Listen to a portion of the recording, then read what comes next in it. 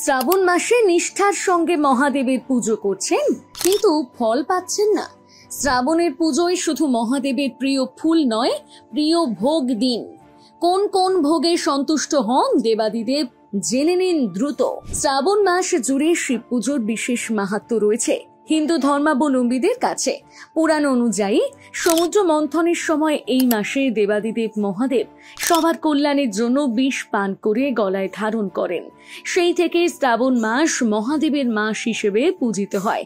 এই সময় যদি নিষ্ঠা ও শ্রদ্ধার সঙ্গে তাকে পুজো করা হয় তবে তিনি অশেষ আশীর্বাদ প্রদান করেন, এমনটাই বিশ্বাস। কিন্তু শুধু ধূপ দীপ ফুল দিয়ে পুজো করলেই হয় না, ভোলেনাথকে খুশি করতে তার পছন্দের ভোগ দেওয়াও অত্যন্ত জরুরি।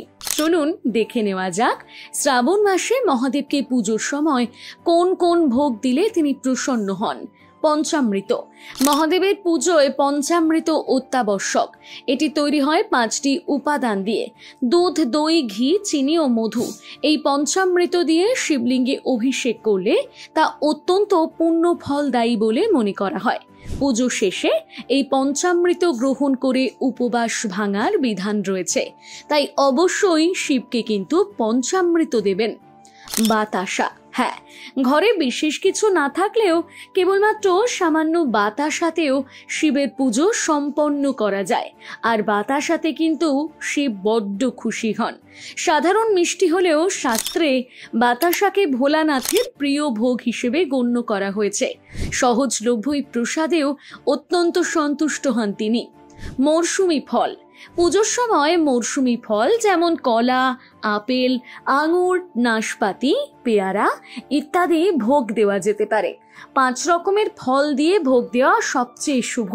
তবে যদি সেটা সম্ভব না হয় তবে 3 রকম বা 1 রকমের ফল দিলেও চলে।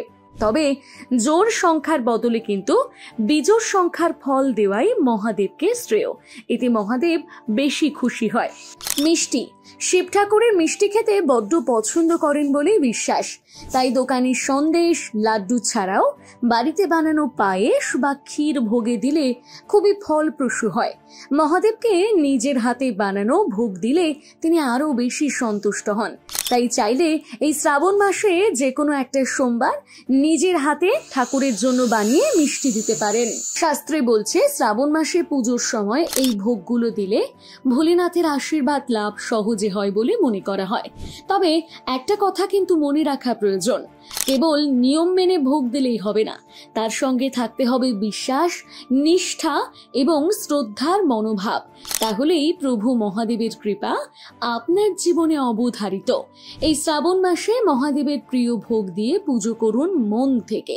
আরো ভালো ভালো খবর দেখতে সাবস্ক্রাইব করুন বাংলা হান্টের ইউটিউব চ্যানেল। বাংলা হান্টের আরো খবর দেখতে নজর রাখুন। বাংলা খবর মানেই বাংলা হান্ট।